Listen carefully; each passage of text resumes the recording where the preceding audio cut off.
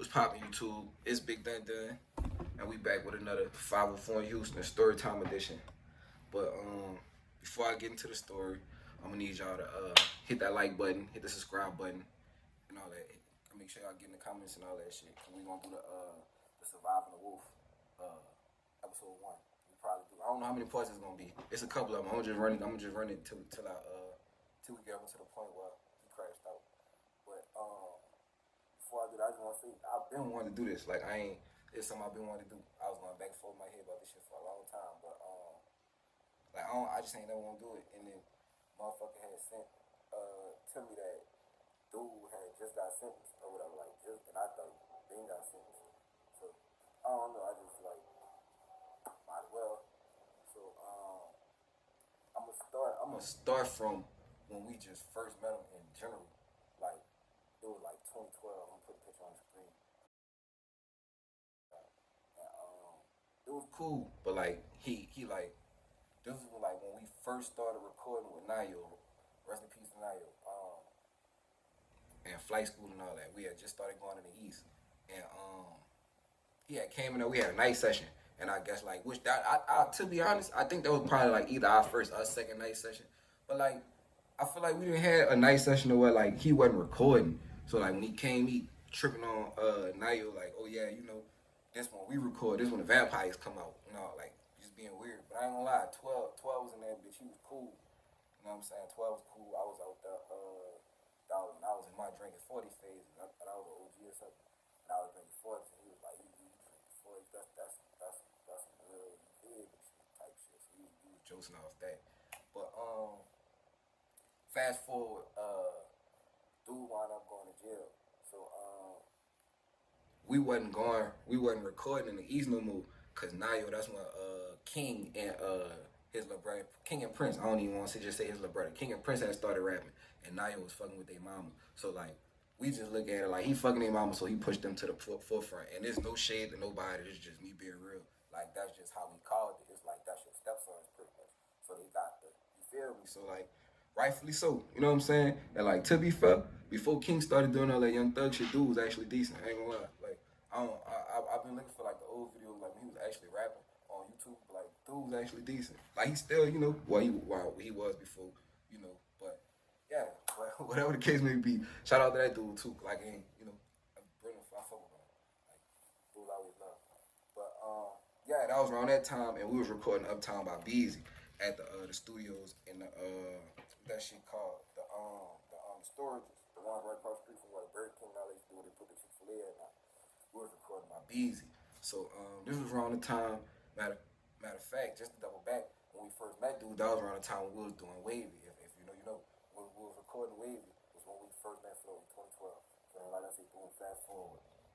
Um, we recorded my Beezy, and it's after the time when we did Goodfellas, another joint tape that me and Wavy had did. We did Goodfellas. So we in the studio like down there every day. Like we was on a payment plan with Beezy. Like we'll just go every day and pay him on like pay him at the end of the week when we sum up all our hours. Like, but I think either we used to split. Me and Bro used to split like 40 hours. Or I think I just used to go do like 20 just off GP. Like I do 20 a week or 25 a week. But I'd be in the studio like I had a job in the first quarter. I'd get off and just be in the studio like for like we was in there like every day and every time we was there, Boogie was there, and like you know, so Boogie was Flame Gang was Boogie Flow and 12 before like before we got brought into the equation. Me and Gus and Buddy and Wavy. Before we got brought into the equation, Flame Gang was just the rappers were just Boogie Flow and 12 or whatever like that. And at the time they wasn't fucking with 12 no more. And Boogie was in the studio with us a lot, and he just seen how hard we worked. And he was like, man, we didn't know Flo was about to get out. And he knew. And he just kept telling us, like, man, y'all boys keep doing this shit, boy. Flo gonna fuck with y'all. Like, when he get out, he gonna fuck with y'all. I'm gonna be sure of it. Like, bro gonna fuck with y'all. But I'm like that. So we just like, you know, we're like we geek, but it's like, you know, we don't know how certain that is. We had a Kush ENT situation, fake ass contract. We had we was in the mix of a lot of shit that was like supposed to be something, and then when it all crumbled down, they'll wind up like just going left on niggas. But whatever the case may be, yeah, he put us on his tape, Public Enemy. I'm gonna take get a screenshot. I'm gonna put it on. I'm gonna put the tape he put us on that tape. I actually might be able to find a song on YouTube and just take a picture of that and put it on there. But he put us on his tape, and then he was playing the verses back, saying, "Man, yeah, bro, gonna fuck with y'all." He just kept saying it, and to be fair, like me and Boogie, we made our own relationship. Like that was like my partner, like for real. We was locked in. Like I was around this nigga kids. Like I remember one day I was getting off work, it's pouring down raining, but I'm knowing this around the time he probably gonna be in the studio. So I called him, bro, come get me off Canal in the pouring down rain. Like it's white rain. Bro came, got me, and we went to the studio together. Like I used to be going to Chalmette to his house. Like if you know. Like I used to be going to play with this man kids. Like that was my real partner. Like I can say that. So like yeah, he's saying that. And then like after the report, like at first he was saying that we didn't really have no report, and then the move like the club, I was like, all right, like you might be serious. That's why you pulling nigga in. You know what I'm saying? So boom, that's when dude get out, and then I don't know how fast he got in contact with Wavy, but at the time Wavy was about to drop a tape. Put that picture on. Put that. I'm gonna put the mixtape code on the screen. Wavy was about to drop a tape. I think it was that Born Wavy tape. And they swapped verses. Wavy did I Do for Flo. If I'm not mistaken, that was Flo song. And then Flo did Finessing for Wavy. And like both of them went crazy to where like they both fucked with Flo fucked with how he sounded with bro. And then like within like a week after that, it was on some shit like he pulling us in, like he want us to be Flame Gang. And then like that's when he went to posting on, if you go on his Instagram, you can see like he got a picture of Wavy on there, and it's like, yeah, this the new FGM member, blase blase blase. And then he added me in the comments, and then he put up a picture of Gus. I think he put up a picture of Gus and Buddy together, or something like that. But like that's when he like pulled us in. After that, I don't know like how the Gus and Buddy shit came. All I can say is how we came. I can say from Boogie.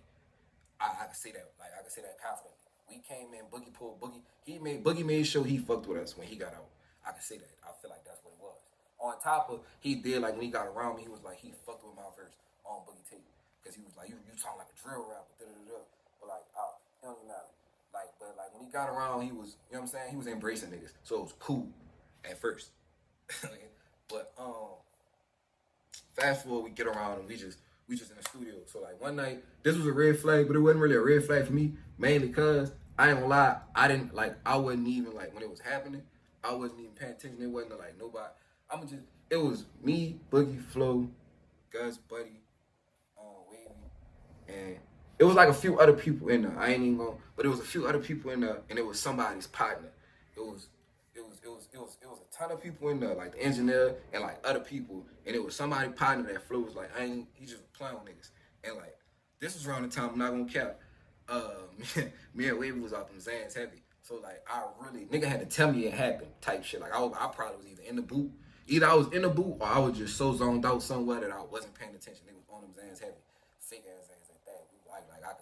We probably the first niggas with fentanyl to like not the first, but like we probably had fentanyl before it was popping. I ain't even cap. Zans was fake as hell. We was on them bitches. I'm not gonna lie. But yeah, I probably was incoherent when the situation was happening. But the next day when I got around my partners, I guess Wavy told our partners, and they like, damn boy, I know you'll never let dude play with you like that. I like Joseph, like, but they know like I wouldn't, like, but I'm on some shit like I ain't even, you feel me? Like I ain't know that happened. I must have been in the booth. Like I ain't know that happened. So I'm we linking up. We going to the studio. We in the studio every night down there, like from like 10 o'clock at night to like probably like 10 in the morning. I remember one time, I ain't gonna lie, we didn't leave that much. Like we was enough for like 2 days straight thugging, like for real. We was enough for like cool 2 days. So boom, I'm gonna just skip to where we got our first red flag.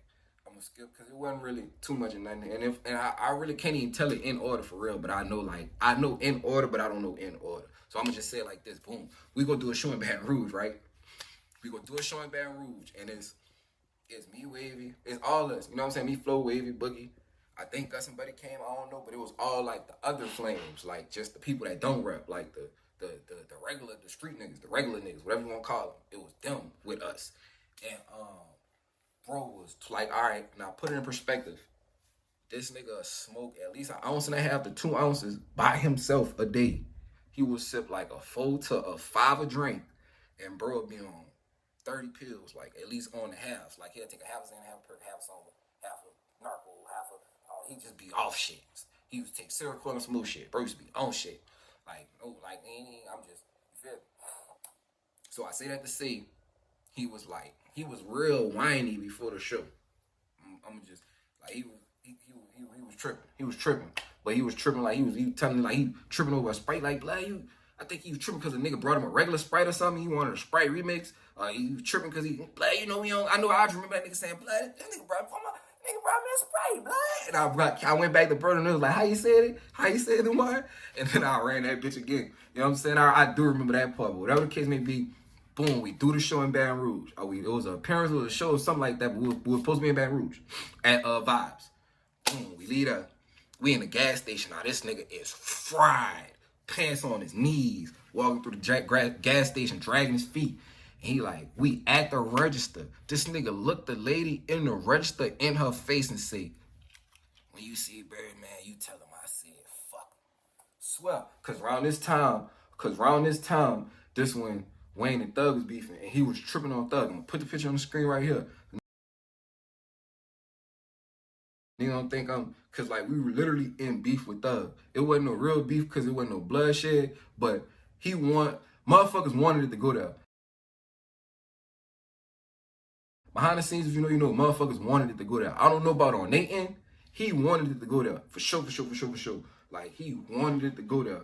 But whatever the case may be, he say that. So, we joking about it, we laughing, the lady looking, I'm like, we had to run like, oh yeah, we explaining who he is and shit like that, and, like, just going through the motions. Boom, we get him out the stove. Now, mind you, we're still in Baton Rouge, so he's fried, he's out of there. We get to his house. I help him out the car. I don't got to, but I help him out the car, and he supposedly had an ounce of shrooms in his bag, and some tree or whatever. I don't know, but well, yeah, because that's what it was. So boom, I walk him to the door. I put the bag on my shoulder, knock on his door, boom, boom, boom, boom. His people answer the door. I give his people the bag, push him in the door pretty much like into her, like to where she could hold him up. I walk in the car, I go my way. So I'm asleep the next day. And Wavy called me. Man, bro, Flo tripping, bro. He talking about we took an ounce of weed and an ounce of shroom from him, and he swear to God we took it because he smoked out the ounce and we sell out the ounce and da-da-da-da and da-da-da-da. I'm like, damn, man. I'm thinking, cause if bro will he'll overreact some shit. Like you could tell him some shit, and just cause he think, well, at that time, just cause he thought you were a certain type of person, he would think that you're. So me being me, I call him. He get that with me. Or this Ola, man, I don't want to talk to you, nigga. I already told Wavy, y'all niggas meet me on Bash Street. Da-da-da-da-da-da-da. I look at the phone like this. Bet. I call, but before I do that, I call Wavy first. I'm like, hey, bro, bring me to Bash Street. I don't even want. I'm. If you know me, I'm. Bring me to Bash Street. Man, bro, no, bro. But I don't give a fuck. Well, look, bring me to the east and drop me off the foot at that bitch. I'll walk to that motherfucker. Dude got me fucked up, and I'm about to show him right now. He not about to play with me how he play with everybody else. I'm not. He like, man, no, bro, no. I said, fuck you. I'm calling Boogie. Boom, hang up on him. Call Boogie. Say, Boogie, your partner talking to me in a manner that I don't play, bro. And like, man, I'm about to do him something. Boogie said verbatim, put your hands on that bitch, because I had to a few times, and just hung up on him. So what you think I want to do? More of the story, Wavy don't bring me. He wait till dude calm down. And he called us that night. He called us at night, which is dumber. Because, like, why would you believe he's calm at night? But whatever the case may be, I think Boogie was there too, though. So, like, we felt more comfortable. But whatever the case may be, we push up over there. He's sitting in the living room. Nigga talking about, yeah, blood. Y'all niggas just really, y'all hurt my feelings. But I'm going to just chalk that L because I was loaded. Da-da-da-da. My people did say you gave him the bag as soon as you da-da-da-da, da-da-da-da. Whatever the case may be. I shed a tear, I ain't gonna lie, Slime, because I got real love for y'all niggas, Slime. Like, I feel like I'm putting y'all niggas on. Like, bro, that's why a nigga, like, why would a nigga, you feel me? Like, why would a nigga, you feel me? Like, I don't even, like, because his main thing about me was, oh, you rap about finessing niggas and taking shit from niggas. All right, nigga, you rap about a lot of shit, too. The fuck? Like, nigga, what you saying? Like, what is you saying? Whatever the case may be, boom, that happened. So we you know, motherfuckers get over shit. Motherfuckers go into the studio still. And then like I said, he beefing with Thug. So one night, I don't even know if this happened before or after. I'm not gonna lie, but it was in the midst of all this before we went to Atlanta. So Thug had a show at the House of Blues. This nigga really, he wanted to get on that. Like he telling us pull up with certain, like he wants, he trying to take it there. You know what I'm saying? He trying to take it there. So it was a lot of us pulled. We pulled up. It was a lot of us pulled up. And I can only account for me. I was straight. So with that being said, Thug, we was on side of Thug and them bus. We was at the on the side door by the House of Blues. Like we on the other curb. And if you've been in the House of Blues in New Orleans, you know them curves ain't that far from each other. From that door to that other side of the street. It's no space at all for real. Like whatever you want to do, you can do it if you really want to do it. So I ain't like this. I'm not saying it could. This is what happened. I walk up the dude. So Thug and walk out. Thug and Duke walk out. Thug start tying and shoot. Duke looking straight across the street at us. Duke tap Thug and like point at us. He throw some shit up and keep tying and shoot. I look at Flo. I say, "What you want? What you want me to do?" He was like, "Nah, blood. We ain't gonna, cause Hot Beezel right there and then Birdman right there. They gonna think we tripping on some rich gang shit and this rich gang shit and this strictly some YSLK shit. I'm gonna show you where he tweeted some shit like that. I'm gonna put the picture right here on the screen.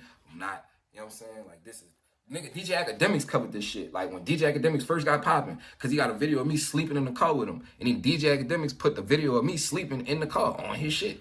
I was joked out about it because I don't know what that had to do with anything. But hey, yeah. So boom, that happened, and then we wound up. He come up with the genius idea for us to go to Atlanta, and he was flying. I'ma add that he flew to Atlanta. Me, Boogie, and Wavy drove to Atlanta. So I ain't even like if we drove, and so we get there, and then I ain't gonna lie, the Atlanta trip is a blur. Like I'm gonna have to do one Wavy on this bitch, but like this just part one, cause like it like the shit get funnier. Like after we leave Atlanta, that's when like shit get funnier. But like we go to Atlanta. I think me, Wavy, and Boogie patched up on a room. We got a room. Cause I think cause we drove at night, and I'm trying to think, did we pick the nigga up at night? Or did we pick I'm gonna figure this out. And I'm in it right here. I'm gonna figure this out. I gotta tap in. Real quick. But like, comment, subscribe. I'm part two.